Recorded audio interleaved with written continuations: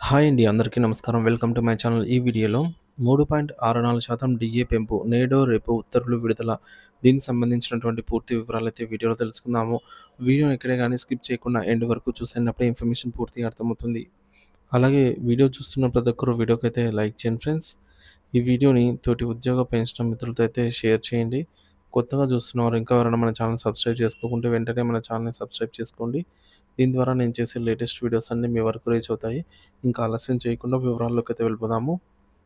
Friends ఇక విషయానికొచ్చినట్లయితే రాష్ట్ర ప్రభుత్వ ఉద్యోగులకు 2 కరువు భత్యం డీఏ విడుదలను మంజూరు చేస్తున్నట్టు ప్రభుత్వం ప్రకటించి వారం రోజులు గడుస్తున్నా ఇంతవరకు అధికారిక ప్రకటన జీవో వెలువడకపోవడంతో ఉద్యోగుల్లో తీవ్ర ఉత్కంఠత మరియు నిరీక్షణ నెలకొన్నాయి. ప్రభుత్వం ఒకటి వెంటనే మరొకటి 6 నెలల తర్వాత చెల్లిస్తామని హామీ ఇచ్చినప్పటికీ ఆ వెంటనే అన్న మాట ఆచరణలోకి రాకపోవడంపై సర్వత్రా చర్చ జరుగుతోంది. ప్రకటన మరియు ప్రస్తుత పరిస్థితి ప్రభుత్వ వర్గాల నుండి అందిన సమాచారము ప్రముఖ దినపత్రికలో వచ్చిన కథనాల ప్రకారంగా ఉద్యోగులకు 2 టీఏలు మంజూరు చేస్తున్నట్టు ప్రకటించారు. అయితే ఈ ప్రకటన వెలువడి చాలా రోజులు గడుస్తున్న ఆర్థిక శాఖ నుండి దీనికి సంబంధించినటువంటి అధికారిక జీవో విడుదల కావటం ఉద్యోగుల్లో అయోమయానికి దారితీస్తుంది. విడుదల కాకపోవడం అయితే అయోమయానికి దారితీస్తుంది.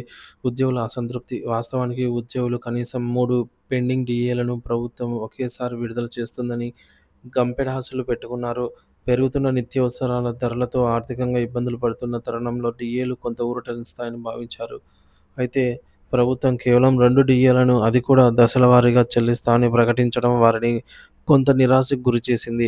ఆ 2 డీఏలలో మొదటి విడత కూడా ఇంతవరకు మంజూరు కాకపోవడం వారి ఆందోళనను మరింత పెంచుతోంది. అమలు ఎప్పటి నుంచి అంటే ప్రస్తుతం అందుతున్న సమాచారం ప్రకారం ఈ నెల 15వ తేదీలోగా డీఏ మంజూరుకు సంబంధించిన ప్రభుత్వ ఉత్తర్వులు వెలువడే అవకాశం ఉందని తెలుస్తోంది.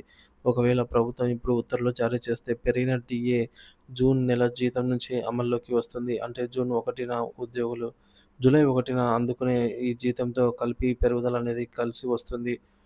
ప్రభుత్వ ప్రకటనతో కలిగిన ఆనందం ఉత్తర్వుల జాప్యంతో ఆవిరైపోతోందని ఉద్యోగ సంఘాల వర్గాలు అభిప్రాయపడుతున్నాయి. పెరుగుతున్న ధరలతో సతమతమవుతున్న ఉద్యోగులకు డీఏ అనేది కీలకమైన ఆర్థిక ఊరట.